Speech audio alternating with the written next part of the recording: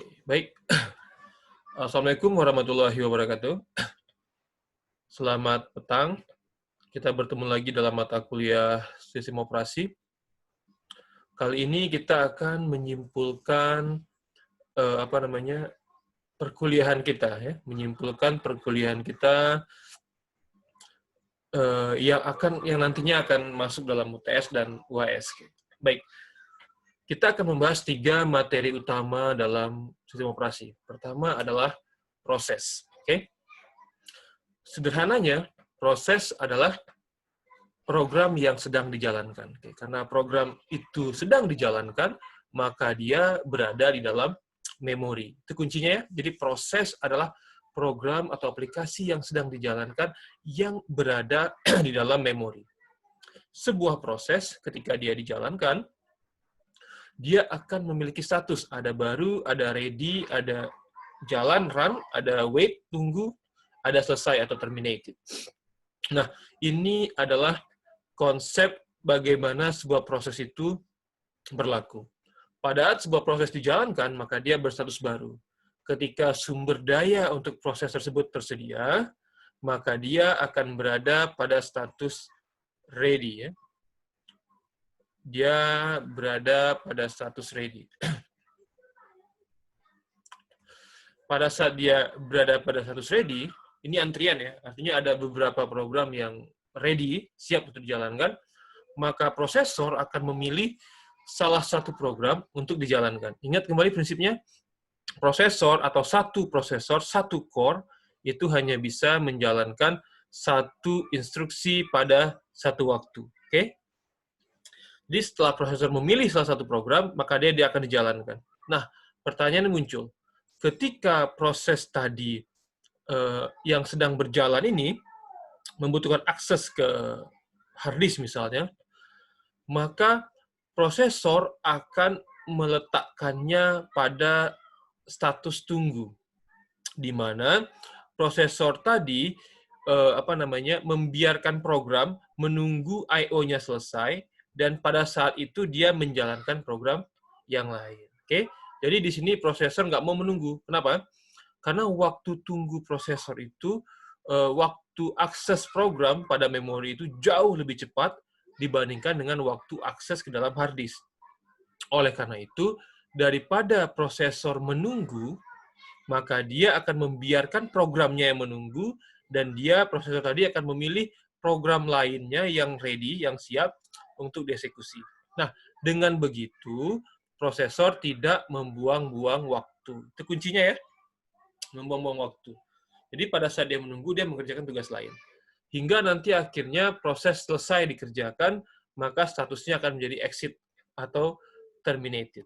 Oke, ini penjelasannya. Nah, bagaimana cara prosesor itu bisa berpindah dari satu program ke program yang lain tanpa kehilangan alur atau urutan eksekusinya? Caranya adalah dengan menggunakan proses control block atau PCB. Nah, PCB ini menyimpan informasi dari proses, baik itu pointer, proses state, status proses number, program counter, register, dan lain sebagainya. Artinya apa? Artinya ketika sebuah proses itu dieksekusi, maka PCB ini akan diisi nilainya. Nah, ketika terjadi perpindahan dari aplikasi dari proses A ke proses B, maka sebelum berpindah proses, prosesor akan memberi nilai pada PCB. Akan memberi nilai pada PCB ini, sehingga ketika sebuah proses itu dieksekusi kembali, maka dia dapat dieksekusi dari titik terakhir dia berada. Oke? Itu intinya. Itulah tujuannya kita memiliki proses control block. Ya? Nah, ini dia. Ini adalah apa-apa saja yang diisi pada proses control block. Oke, silakan dibaca ya. Kita hanya merecap aja. Nah, jadi itu intinya. Proses adalah aplikasi yang berada di memori. Prosesor hanya bisa mengeksekusi satu proses pada satu waktu. Maka solusinya adalah proses dieksekusi berganti-gantian. karena proses eksekusinya sangat cepat, kita manusia merasakan bahwa tidak ada perbedaan. Nampak seolah-olah dia bekerja pada waktu yang sama. Oke, itu intinya ya. Nah, agar sebuah proses itu bisa dieksekusi berganti-gantian, maka statusnya perlu disimpan di dalam proses control block. Oke, itu dia intinya. Oke, baik. Ada pertanyaan, silakan. Kita akan masuk ke materi selanjutnya. Kita hanya merecap aja ya. Silakan, ada pertanyaan tentang proses? Diulangi kembali, materi kita itu ada proses, ada scheduling, ada manajemen memori. Scheduling berkaitan dengan proses, ya, di mana scheduling itu menentukan bagaimana proses-proses tadi dieksekusi. Maksudnya itu bagaimana dia dijadwalkan untuk dieksekusi. Intinya ya, scheduling itu. Silakan kalau ada yang ingin bertanya sebelum kita masuk ke materi scheduling. Aktifkan mikrofonnya ya, silakan. Yang ingin bertanya, silakan. Atau kita masuk ke apa dulu ya? Kita masuk ke materi scheduling dulu. Nanti jika ada pertanyaan, silakan diinterupsi. Oke, aktifkan mikrofonnya. Oke, kita akan share materi scheduling di sini.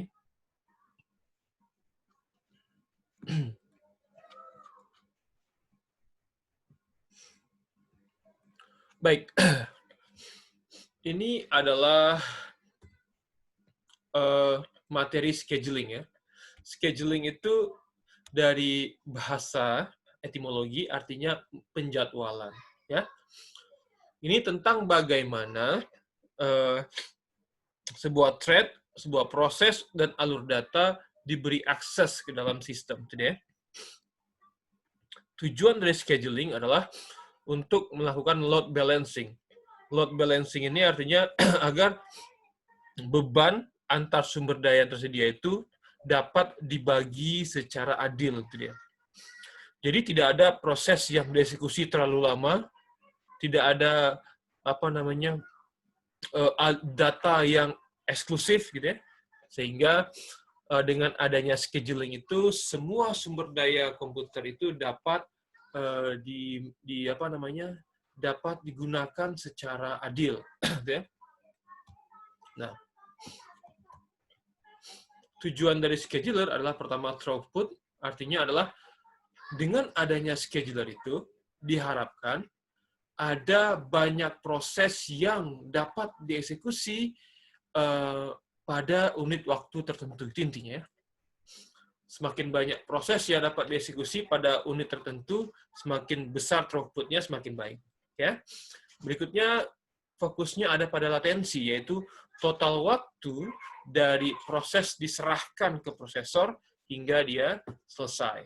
Juga ada response time, yaitu waktu yang dibutuhkan semenjak proses diserahkan hingga proses dijadwalkan.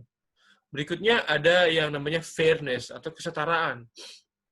Artinya adalah setiap proses itu punya hak yang sama untuk mendapatkan waktu eksekusi CPU. Yang terakhir ada waiting time ya. Oke, baik. Oke. Jadi kalau kita perhatikan proses penjadwalan itu ada seperti ini kurang lebih ya, di gambar ini ya. Di sini kita bisa lihat antrian digambarkan sebagai kotak, lalu panah menggambarkan arus, dan lingkaran menggambarkan sumber daya yang sedang melayani antrian. Oke. Nah, dengan adanya penjadwalan, setiap proses itu dijadwalkan untuk mendapatkan sumber daya komputer. Oke. Sehingga terciptalah yang apa istilahnya itu kesetaraan ya. Setiap proses punya hak yang sama ya, punya hak yang sama untuk dieksekusi. Oke, kita perhatikan. Di sini semua proses yang siap untuk dieksekusi dia berada pada antrian ready. Oke, antrian ready ini bisa berisi 5 atau 10 gitu. Pokoknya ada banyak proses di dalamnya. Lalu, CPU akan memilih salah satunya sesuai dengan algoritma scheduling tadi ya, algoritmanya. Silakan baca di materi selanjutnya. Nah, ketika CPU itu memilih salah satu proses, maka dia akan dieksekusi oleh CPU. Ketika proses sedang dieksekusi, maka pilihannya ada beberapa ya. Pertama adalah selesai. Jika proses itu selesai dieksekusi, maka dia akan selesai, dikeluarkan dari antrian. Berikutnya, boleh jadi ada permintaan I.O. Misalnya, sebuah proses hendak membaca data pada hard disk. Jika sebuah proses hendak membaca data pada hard disk, maka CPU akan menjadwalkan dia untuk berada pada antrian I.O. Antrian untuk mendapatkan input-output. Oke? Jadi proses tadi yang awalnya ada di CPU, sekarang berada pada antrian I.O. Menunggu apa? Menunggu dia diproses I.O.-nya hingga selesai.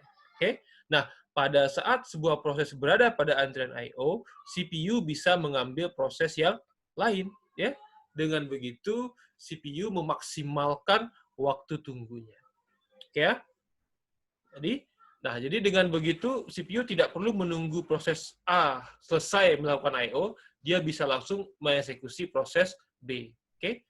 Nah, itulah kita lihat tadi, dengan begitu, kita bisa memaksimalkan jumlah proses yang dapat dieksekusi pada satu waktu. Oke, itu konsepnya ya. Memaksimalkan jumlah proses yang dapat dieksekusi pada satu waktu. Coba misalkan CPU itu hanya mengeksekusi satu proses saja. Dia biarkan proses tadi berada pada antrian I.O. dan CPU menunggu. Tentu pada frame waktu tertentu jumlah proses yang dapat dieksekusi menurun, ya kan? Nah, dengan menggunakan konsep seperti ini, maka ada lebih banyak proses yang dapat dieksekusi. Oke, baik. Jadi, jika proses dieksekusi pada CPU, kemungkinan pertama adalah dia selesai. Kemungkinan kedua adalah proses tadi dia melakukan panggilan I.O. ya. Dia berada pada antrian I.O. Nah, kemungkinan berikutnya adalah time slice-nya expire. Artinya apa? Artinya adalah waktu yang dialokasikan pada sebuah proses untuk dieksekusi expire. Misal, sebuah proses itu membutuhkan waktu yang cukup lama misalnya, dan dia dijadwalkan hanya 1 detik misalnya. Nah, ketika 1 detik ini selesai, maka CPU akan meletakkannya kembali pada antrian, dan CPU akan mengeksekusi proses yang lain. Tujuannya apa? Tujuannya agar CPU tidak berlama-lama pada sebuah proses yang memakan waktu eksekusi yang panjang. Dengan begitu, ada lebih banyak proses yang dapat kita eksekusi. Oke? Nah, kemudian berikutnya adalah adanya fork child, dia membentuk anak gitu ya. Maksudnya dia membentuk kopian dirinya. Seperti kita membuka notepad, kita bisa buka notepad lagi itu namanya membuat anak ya, fork child. Berikutnya, kemungkinan yang berikutnya adalah menunggu terjadinya interupsi. Oke? Maaf, jaringan terganggu ya. Maaf. Oke, kita lanjut. Tadi kita berada pada scheduling ya. Kita lanjut lagi. Nah, dengan begitu, kita di sini bisa melihat bahwa dengan adanya penjadwalan, itu menjamin semua proses dapat dieksekusi. Jumlah proses yang dapat dieksekusi pada satu waktu, satu frame waktu, kerangka waktu, itu lebih banyak. Itu intinya ya. Itu intinya. Oke, baik. Nah, proses ini berkaitan dengan PCB tadi. Ya. Dengan adanya proses control block, itu dimungkinkan proses yang berganti-ganti ini dapat berganti secara halus gitu ya. Ketika suatu proses sudah selesai, dihentikan eksekusinya, ketika dia dieksekusi kembali, dia akan dieksekusi dari titik terakhir dia dieksekusi. Oke, ya. Itu namanya topik penjadwalan proses. Ini dia kita gambarkan apanya. Jadi antrian itu kurang lebih seperti ini ya. Antrian queue itu. Ini ada program A, program B, program C, program D, dan selanjutnya ini ada prosesor gitu ya. Nah, antrian itu terjadi kepada satu persatu seperti itu. Oke? Satu persatu. Ada algoritmanya, proses mana yang akan diambil. Kalau dia FIFO atau first in first out, maka yang pertama ada di sini ya, itu pertama dieksekusi. Oke? Silakan baca di topik algoritma scheduling. Oke, baik. Nah, konsep terakhir ya, topik terakhir yang kita bahas adalah topik manajemen memori. Ya, silakan yang ingin bertanya itu silakan aktifkan mic dan bertanya ya. Oke, silakan ada pertanyaan? Silakan kalau ada pertanyaan, tidak? Oke, baik. Oke, kita akan share materi berikutnya. Materi berikutnya adalah, ya sebentar. Materi kita berikutnya adalah, mana tadi ya? Manajemen memori. Oke, ini dia. Baik. Nah, manajemen memori ini penting. Kenapa? Karena proses yang dieksekusi itu adanya pada memori, gitu ya? Itu adanya pada memori. Sehingga memori tadi perlu diatur sedemikian rupa agar dapat mengakomodasi banyak proses, itu intinya. Ya. Nah, bagaimana caranya agar memori itu bisa dialokasikan pada banyak proses? Caranya adalah mempartisinya, membagi-baginya. Satu partisi memori adalah untuk satu proses, ya. Jadi partisi memori itu ibaratnya itu ruang kelas gitu ya. Satu kelas itu satu pula apanya ya, entitasnya dalamnya itu. Nggak boleh dicampur. Kalau dicampur dia akan apa namanya? Urutan eksekusi bisa terganggu, data bisa terganggu dan lain sebagainya. Jadi intinya adalah satu partisi untuk satu proses. Partisi adalah bagian-bagian dari memori atau memori yang sudah kita bagi-bagi. Nah, pempartisian ini dia diatur oleh sistem operasi ya dengan berbagai cara yang sendiri-sendiri. Nah, pada layar bisa kita lihat bahwa ada dua tipe partisi.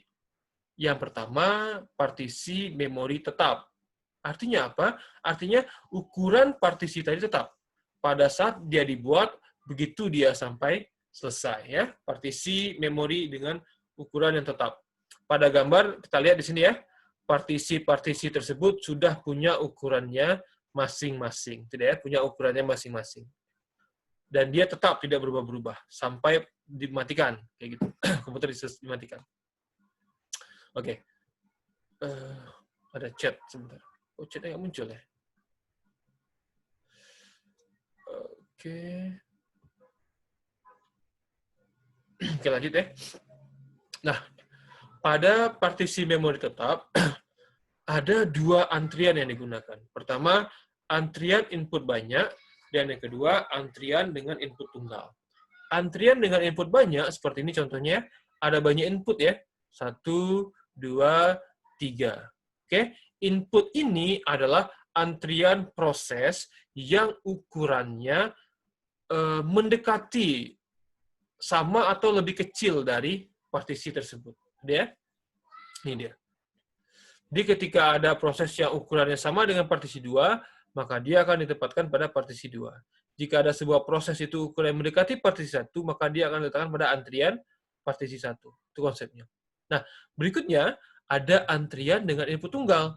Di sini kita bisa lihat bahwa antriannya hanya satu, dan nanti ada logika atau ada semacam alat yang atau proses yang meletakkan di mana posisi yang tepat dari proses tersebut pada partisi memori kita. Nah, berikutnya ada juga partisi memori yang sifatnya dinamis. Sesuai dengan istilahnya, dinamis ya. Artinya apa? Artinya ukurannya berubah-ubah.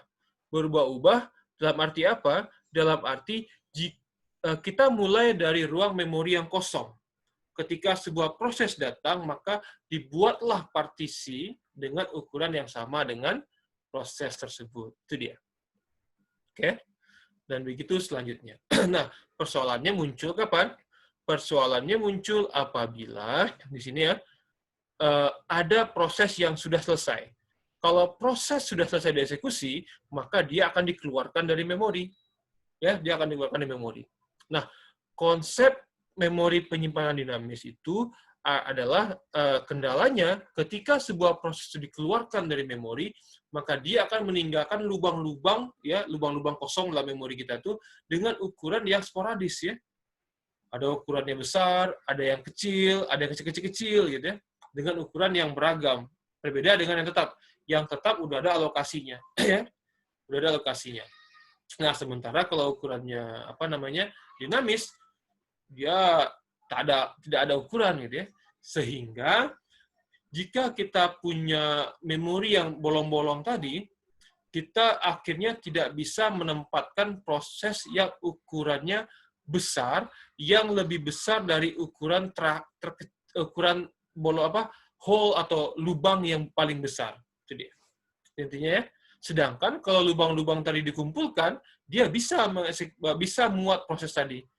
Tapi karena dia posisinya tersebar, maka tidak muat. Nah, solusinya adalah dengan melakukan suatu proses yang namanya compaction atau pemadatan. Di sini, sistem operasi akan memadatkan proses-proses tadi, sehingga semua proses kita geser ke pangkal, dan yang kosong, atau partisi yang kosong, diletakkan di belakang. Nah, dengan begitu, akan ada lebih banyak ruang bagi proses-proses yang akan datang. Intinya. Oke? Nah, baik. Jadi kurang lebih konsep dari manajemen memori itu adalah ya seperti yang kita sampaikan tadi. Sisanya silahkan dipelajari ya, silahkan dibaca. Baik, kita mulai sesi tanya jawab kita. Jika ada pertanyaan terkait materi, silahkan ditanyakan. Saya tunggu. Silahkan diaktifkan mikrofonnya sendiri ya. Jadi di sini bisa kita lihat inti dari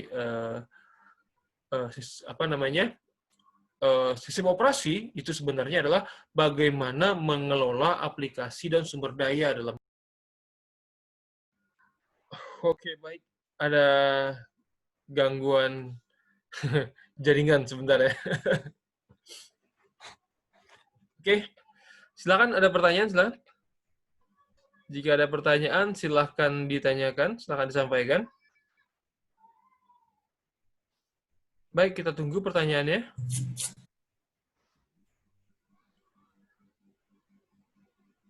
Oke, silahkan. Jadi gitu ya. Jadi sistem operasi tadi, dia berfungsi untuk mengelola sumber daya komputer. Salah satunya adalah proses. Nah, proses tadi gitu ya. Jadi dengan adanya sistem operasi, itu dimungkinkan ada banyak proses bekerja. Tidak intinya. Caranya gimana? Dengan dikelola. Dikelola dengan dijadwalkan dia, sehingga jika dijadwalkan dengan baik, maka dia akan tampak seolah-olah dia ada banyak proses bekerja pada satu waktu. Itu dia. Multitasking. Analoginya sama seperti ketika kita menggunakan sistem operasi DOS ya. DOS itu kan tidak multitasking ya. Dia hanya bisa menjalankan satu program aja. Sedangkan ketika kita menggunakan Windows, kita bisa menjalankan banyak program ya. Itu intinya. Kita bisa menjalankan banyak program. Caranya gimana? Caranya adalah dengan mengelola proses-proses kita tadi ya. Nah, pengelolaan itu salah satunya dengan scheduling itu tadi ya, dengan scheduling. Jadi sistem operasi mengelola proses letaknya ada di memori sedemikian rupa sehingga memori perlu dikelola pula agar dapat menampung banyak proses. Itu dia. Ya, agar dapat menampung banyak proses. Baik, kita tunggu. Silakan jika ada pertanyaan. Oke, Tio, silakan. Kalau misalnya kan ada partisi memori, Pak. Itu Ya, partisinya dibagi otomatis dari memorinya atau kita yang bagi sendiri, Pak? dibagi otomatis oleh sistem operasi. Ada algoritmanya. Oh, ya. Ada algoritma ya, Pak? Iya, sistem operasi yang membagi. Itu dia. Oke, silakan. Ada pertanyaan lagi, silakan aktifkan mikrofonnya ya. Boleh pertanyaan yang lain juga, yang materi-materi kita sebelumnya juga boleh. Topik sistem operasi luas sebenarnya, sehingga sengaja saya rangkum karena untuk kuliah daring ini banyak yang nggak hadir gitu ya, sehingga perlu ada pendekatannya lebih saya rangkum sehingga jika ingin pendalaman dalam tanya jawab ini ya. Materi juga udah di-download ya, bisa diakses ya, udah di-share. Silakan, ada pertanyaan lain? Silakan. Ujian UTS dan UAS kita biasa itu pakai Google Docs saja ya. Nanti kita share skenario-nya gini. Kita jadwalkan ujiannya. Saya sampaikan nanti malam ya, kapan jadwal ujiannya. Kan perlu kita atur juga, soalnya ada yang kelas pagi, ada yang kelas sore gitu ya, mana yang nyaman nantinya. Nanti soalnya akan kita share di Google Doc, kita kasih waktu selama 1,5 jam, dan boleh mengisi selama waktu yang ditentukan. Setelah itu maka Google Docs-nya dinonaktifkan, ya. Itu skenario seperti itu. Oke, baik, silakan. Tidak ada pertanyaan. Jangan lupa ditonton ya, yang materi-materi sebelum ini yang saya share di YouTube. Juga yang membaca materi kuliah kita yang handout-nya yang juga udah di-share. Oke, silahkan. Udah di-share di e-learning filenya, Pak? Oh, filenya udah saya share kemarin itu di grup WA. Oh, di grup WA. Oke, kalau gitu saya share di e-learning kan e-learning ya. Oke. pertemuan. Oke, baik. Kalau gitu saya share di e-learning nanti.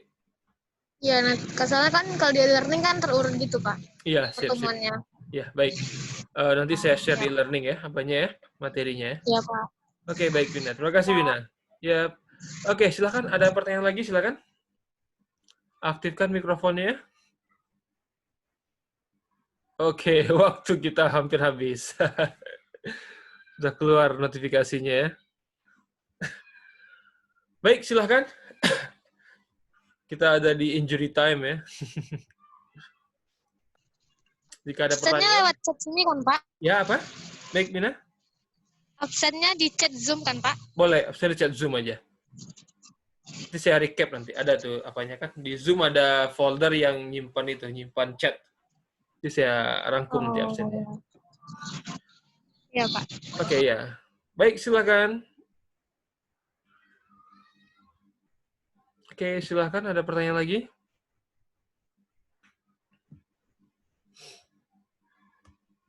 Sudah tidak ya? Baik.